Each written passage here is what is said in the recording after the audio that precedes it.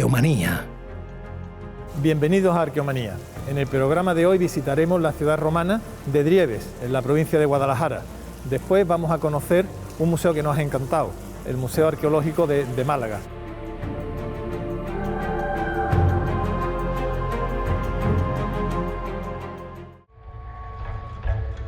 Fragmentos.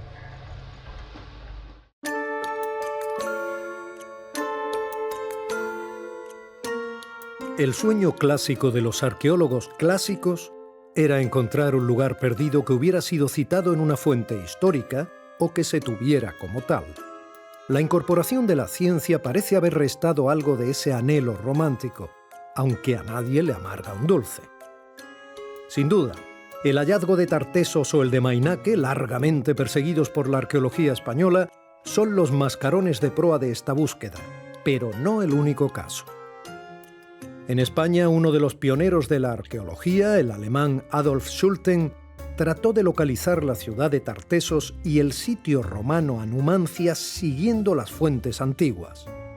Con la primera no tuvo suerte, ningún arqueólogo la ha tenido de momento, pero en cambio sí que acertó con Numancia. La presencia romana en las dos mesetas deja todavía en el aire la localización de una ciudad que aparece en las fuentes. Esta ciudad estaría relacionada con Segóbriga y la industria del lápiz specularis. Según los autores clásicos y sus referencias, Segóbriga estaba a unos 40 kilómetros de la ciudad de Caraca, hoy desaparecida. Pero ¿dónde se ubicaba realmente Caraca?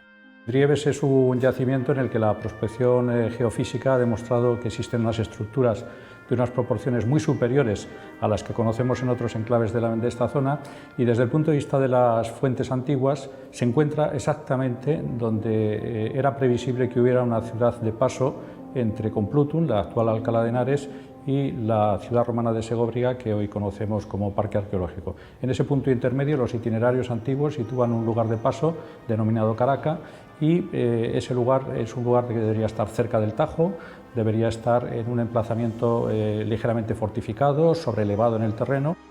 El Alto Tajo, la Alcarria, ha sido el escenario de esta búsqueda. Estos lugares son de los más solitarios de España. Sus aires y sus aguas son limpios, su pulso regular.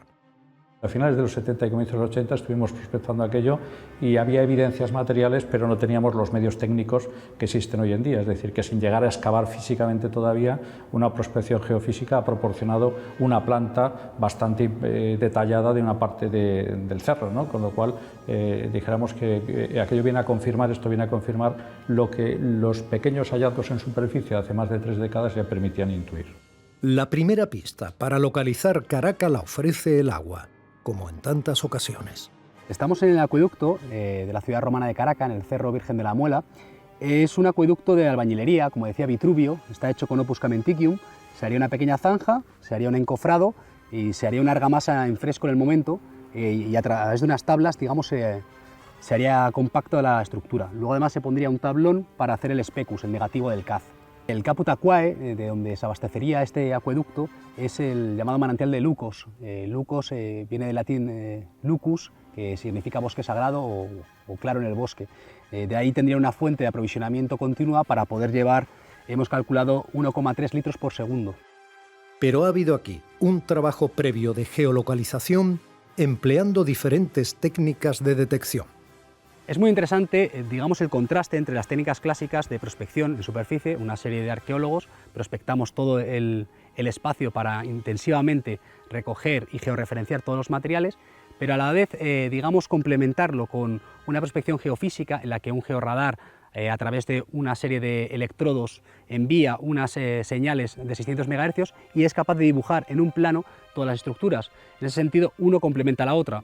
Tenemos las estructuras y tenemos los materiales que pueden decirnos la utilidad de esas estructuras.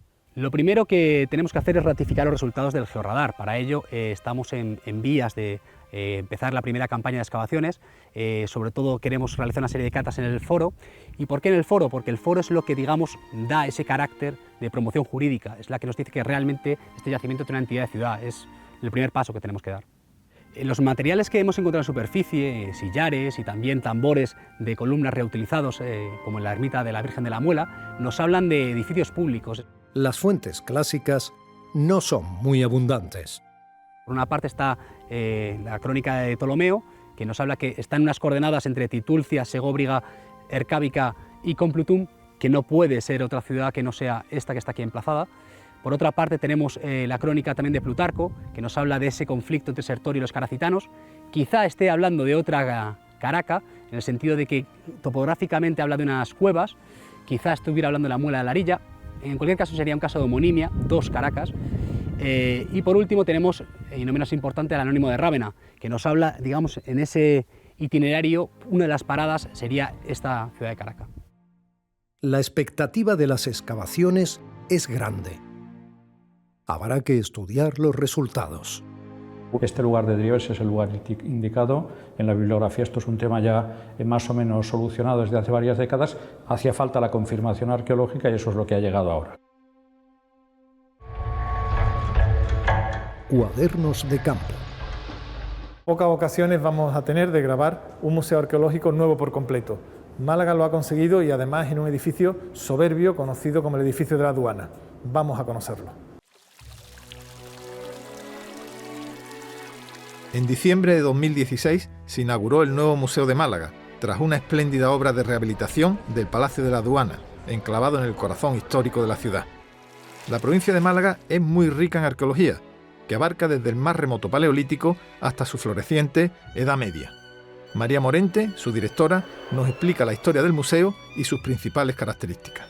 Un museo hoy en día es sobre todo un pretexto para hacer relatos, para contar historias, para que un público muy general, no necesariamente especialista, pueda conocer su historia, su pasado, el arte, y también es un lugar de reflexión y de creación contemporánea. Cuéntame un poco la historia del edificio porque en sí ya merece la pena conocerla. El edificio, conocido como Palacio de la Aduana, es, como su nombre indica, una antigua aduana portuaria construida a finales del 18, cuando los Borbones en España, en su afán de modernizar el país, encargan renovar la aduana de las principales ciudades con tráfico portuario. Una vez que el antiguo Museo de Málaga, con sus sedes de arqueología y su sede de Bellas Artes, habían perdido pues la posibilidad de estar abierto, estaban cerrados al público, se inicia una manifestación ciudadana en el año 1997 hasta el 2004, en que toda Málaga, la ciudadanía malagueña, se lanza a la calle pues, a pedir un sueño,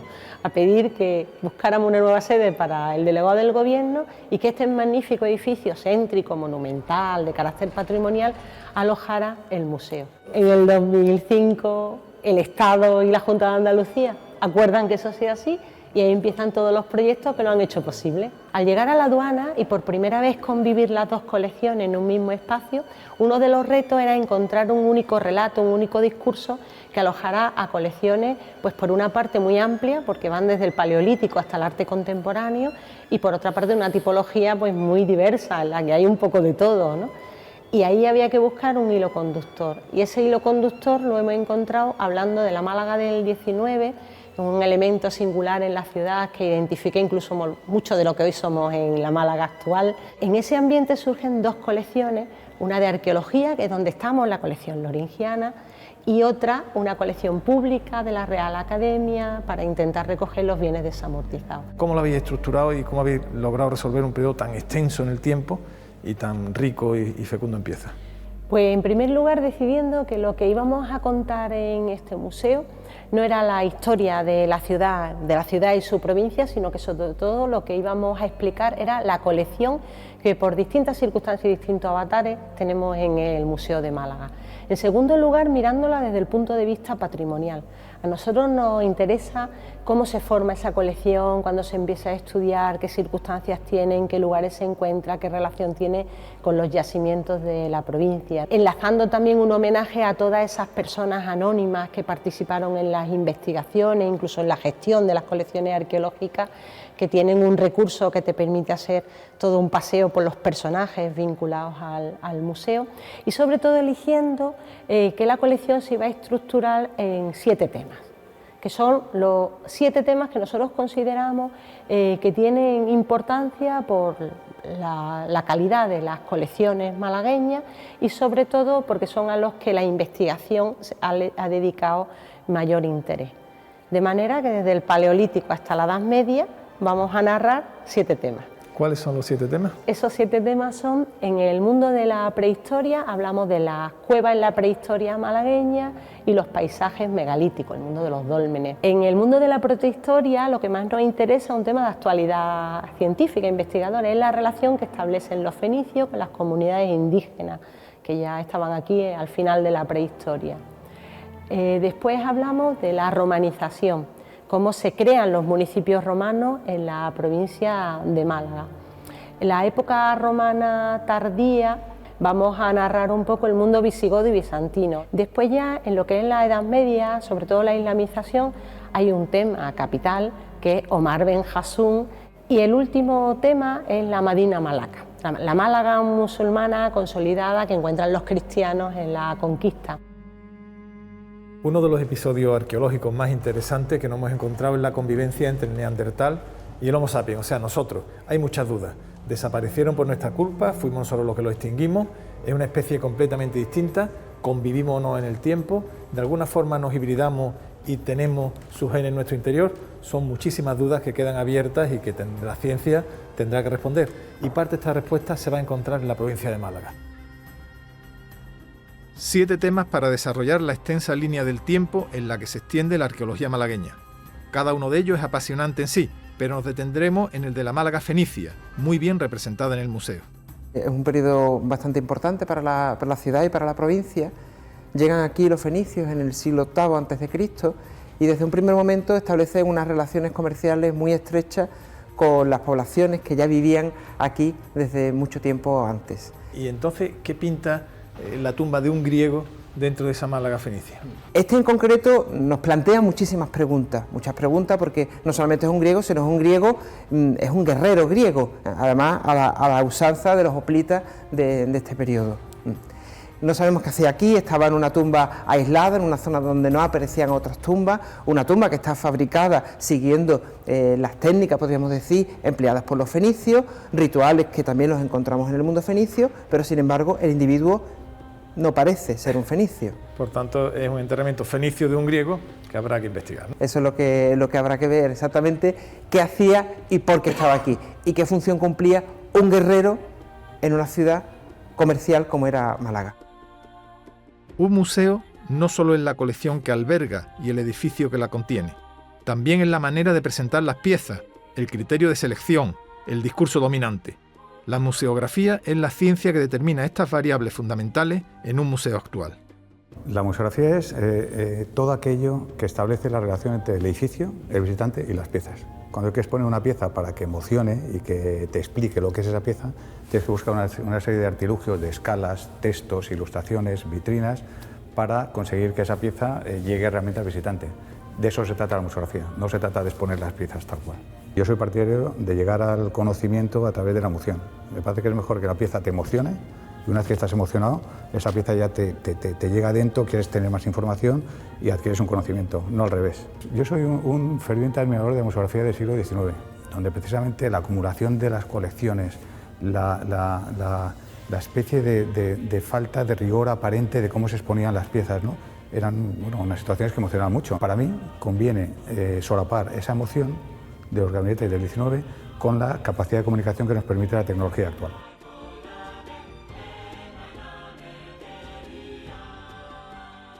Uno de los elementos más singulares de tu proyecto de museografía fue este almacén visitable. ¿Cuál es la idea? Cuéntanos, porque realmente me pareció muy interesante. Este almacén es una especie de acumulación de piezas de gran valor, pero que ya no tienen ese espacio personal para cada una de ellas, ¿no? Ellos conviven unas con otras. Hay piezas de todas las secciones del museo, hay prehistoria, hay Roma, y hay bellas artes. De alguna forma el sistema que has ideado pues, permite al visitante adentrarse un poquito en el secreto, ¿no? Tiene esa especie como de punto, ¿no? Que parece que te has colado, ¿no? Y que bueno, que estás descubriendo cosas que no se podrían ver, ¿no? Pero en este caso están hechas precisamente para que se puedan descubrir y que se vea además de paso lo bien catalogadas, inventariadas que están que están... Cualquier visitante puede abrir los cajones que están relacionados con la vitrina principal, pero que va descubriendo en lo que hay. Casi es un museo a medida, hay piezas que están custodiadas en almacén, en cajones, ¿no?, por tema de seguridad, y hay piezas de gran formato, las bellas artes y el mobiliario y las artes decorativas, que pueden estar expuestas al aire. Y desde luego es una sala que tiene mucho éxito, porque las piezas parece como que se potencian unas a otras, aparecen unas energías que les dota de valor. El excelente Museo de Málaga evoca un pasado rico y profundo, con mucho enigma aún por descubrir. Gracias a la luz de la ciencia, este museo ilumina muchas de esas sombras, al tiempo que divulga el valiosísimo patrimonio arqueológico de la provincia de Málaga. Nuestra enhorabuena a los responsables que lo pusieron en marcha y a los profesionales que lo gestionan, para satisfacción y orgullo de una ciudad, Málaga, que durante tantos años luchó por conseguirlo. Historias de la arqueología.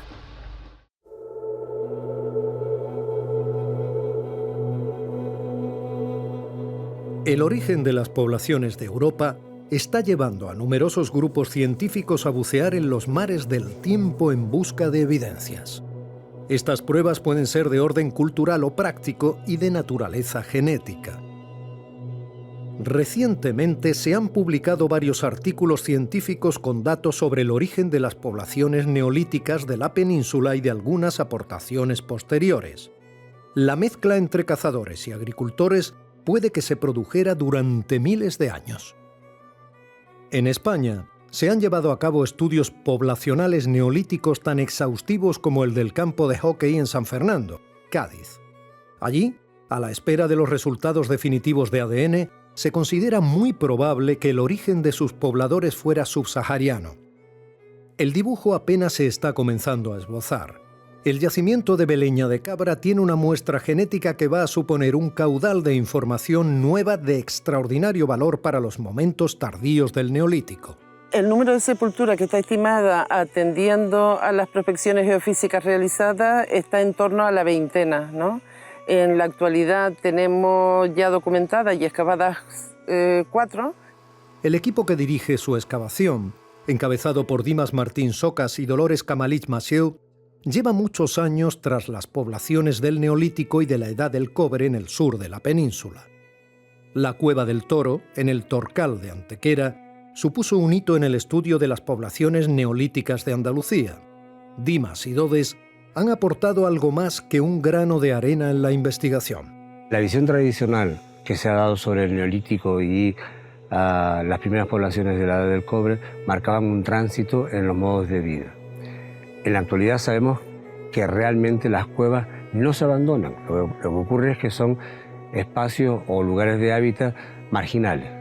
Sí es verdad que con el avance del Neolítico se va produciendo una mayor consolidación de los poblados al aire libre.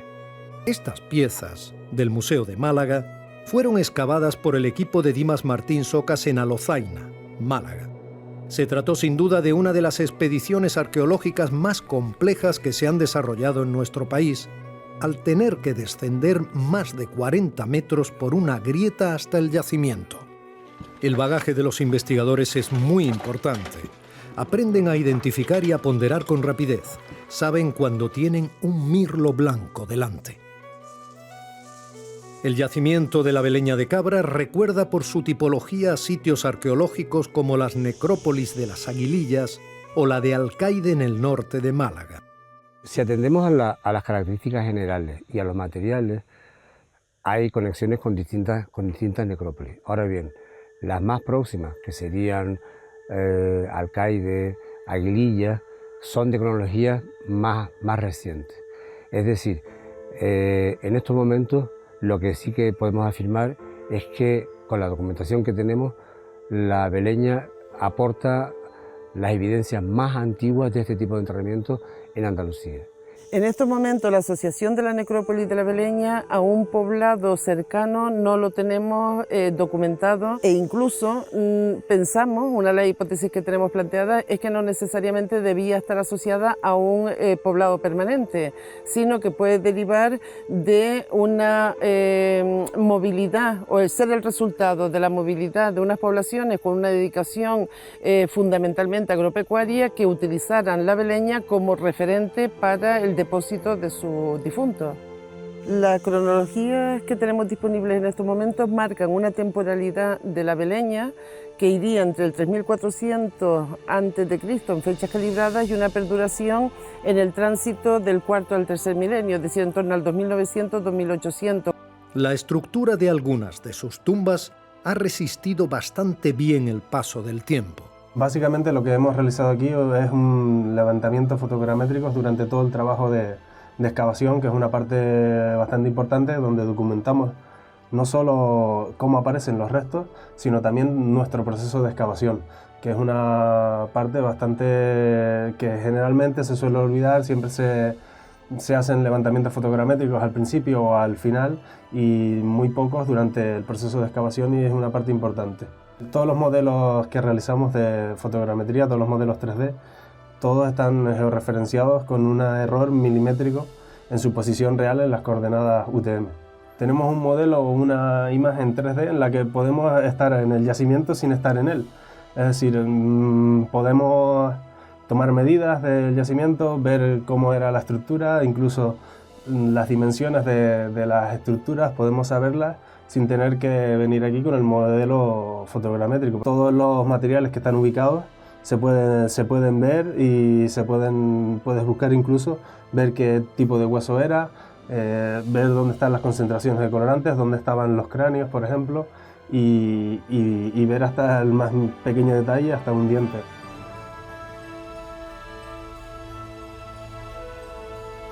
La muerte, a partir de finales del quinto milenio sobre todo, y principios del cuarto, debió formar parte de algo muy relevante dentro de estas comunidades, porque es cuando se normaliza de alguna manera los sistemas de enterramiento ya perfectamente delimitados y perfectamente establecidos.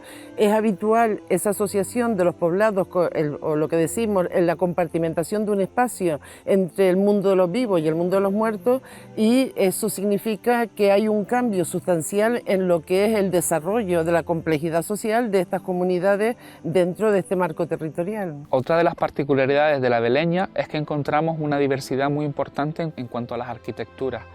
En este caso, por ejemplo, tenemos una tumba que tiene una compartimentación interior. Sin embargo, en otras sepulturas esas compartimentaciones no las encontramos. Además, vemos que algunas tumbas hay una selección de los huesos que entran a formar parte de esos depósitos, especialmente los cráneos. Tanto en la sepultura 2 como en la sepultura 4 vemos concentraciones de cráneo.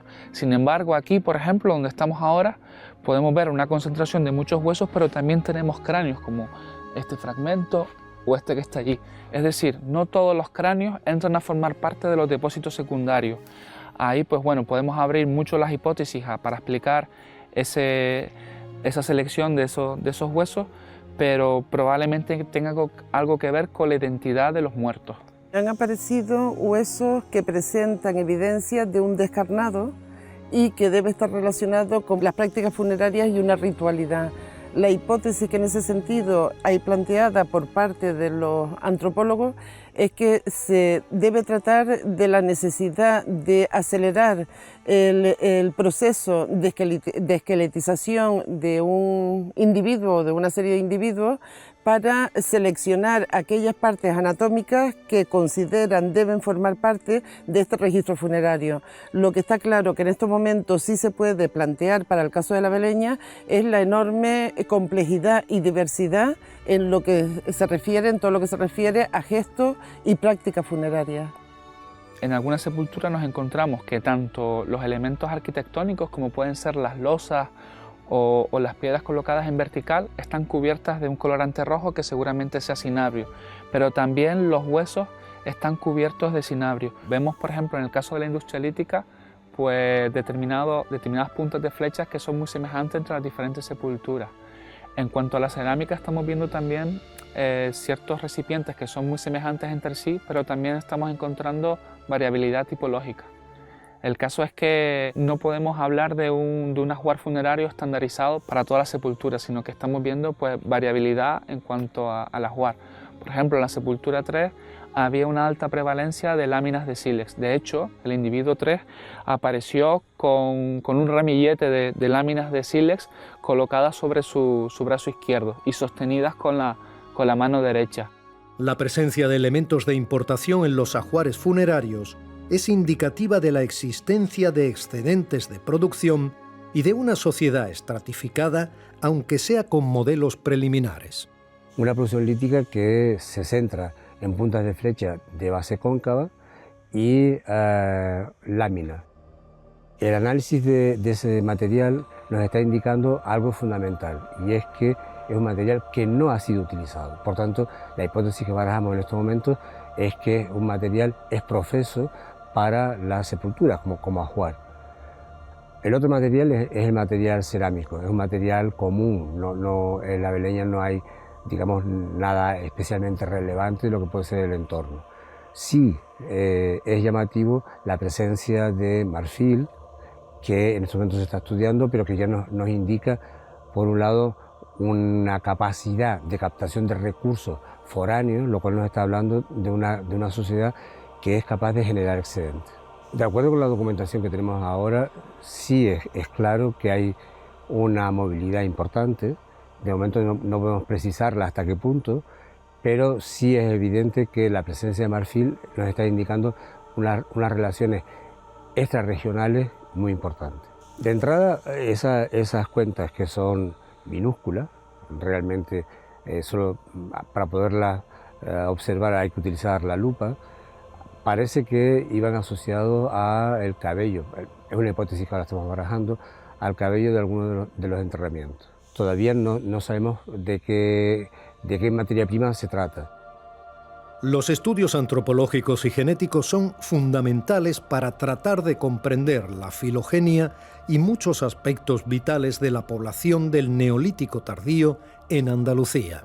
En la Beleña tenemos en torno al medio centenar de individuos, 47 exactamente. La población de la Beleña se caracteriza por una variabilidad intrapoblacional, donde encontramos individuos que son bastante altos, bastante robustos, sobre todo los varones, comparados con otros individuos que son mucho más gráciles, mucho más pequeños en estatura, que suelen ser las mujeres. Hay lo que se denomina un marcado dimorfismo sexual. Tenemos individuos infantiles, tenemos individuos adultos depositados en la misma sepultura. La altura media estimada para esta población es en torno al 1,70 m, al 1,73 m. Es una altura realmente elevada comparada con otros yacimientos contemporáneos. Sabemos que consumía esencialmente proteínas de origen animal terrestre, eso hay que tenerlo en cuenta, porque la prevalencia de caries es muy baja comparada con otras poblaciones donde su alimentación es esencialmente de tipo cerealística. Hasta el momento no hemos encontrado ninguna marca que nos indique que la muerte de esta población sea por muestras catastróficas, por ejemplo, de tipo de violencia o algún tipo de violencia, algún tipo de guerra. Si se confirman las expectativas sobre el material genético recuperado en la Beleña, podemos estar ante uno de los hitos más significativos del estudio de las poblaciones prehistóricas de la península.